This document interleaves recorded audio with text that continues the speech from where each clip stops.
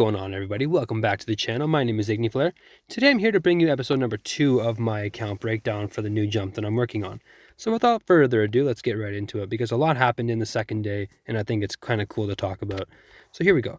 In the more info, you'll see exactly what I told you yesterday is what happened. I didn't gain very much power because all of my commander power is being put into my Lohar. Troop power doubled. I'm gaining about 30,000, 32,000 power in troops per day, which without speed ups I think is pretty good.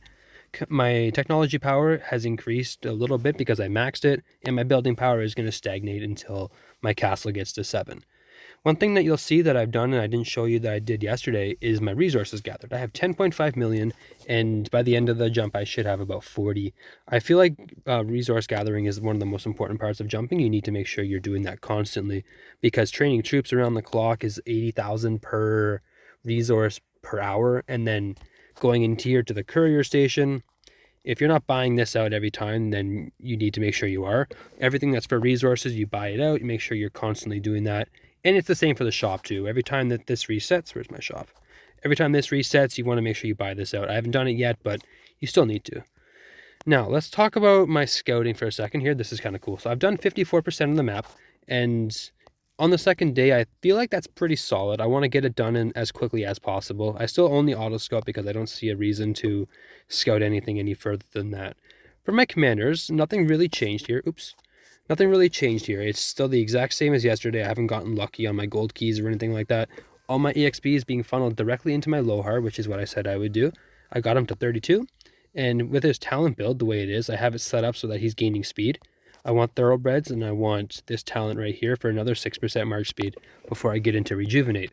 The reason I want that so badly is because I've been doing barbarian camps. So if we zoom out and we go right out to the outside of the map here, you'll see at the top, the side of the map where I started only has 6 barbarian camps, and I've done 4 of them so far. My Lohar is currently down here, just chilling in the camp and waiting for it to spawn. It's going to be here in an hour, so within that hour it should spawn, and then everything from there is good. I've done every one of them now except for the one over here, which was taken before I can get there.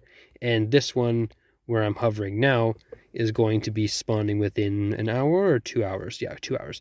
So I should be able to get 5 out of 6, which is pretty damn good for day number 2.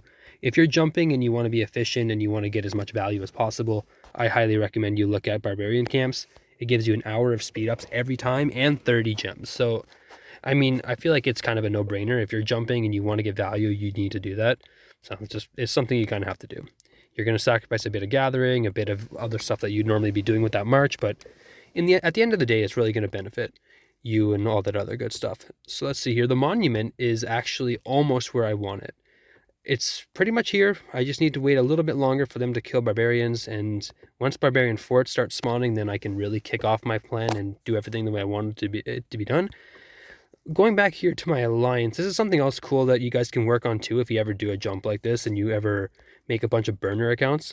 You see, it's not exactly that prevalent yet, but if you look here, there's a few junior Lohar gifts. I did those on my burners, so while I'm using my main for other purposes, I could have my burners running Lohar to each other, and then I get the alliance gifts onto my main so I can kind of get a few heads.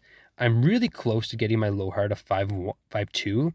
If I look here, I'm 1 sculpture away, and obviously I'm not going to use any of my universals. I don't have any anyway, but I want to get him to 5.2. I want to max that second skill as badly as I can. And yeah, that's basically where I'm at. I think the jump is going pretty good so far. I didn't expect to be a high power yet. 180,000 for day 2 is kind of lackluster if you're considering how most people play.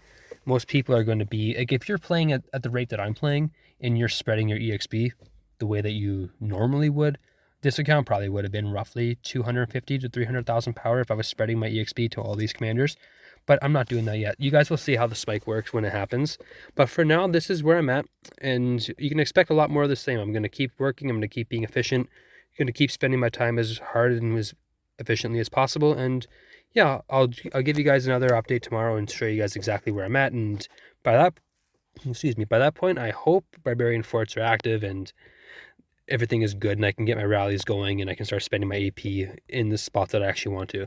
So I hope you guys enjoyed the video. I hope you guys are here for the next one, and I'll see you then. Take care.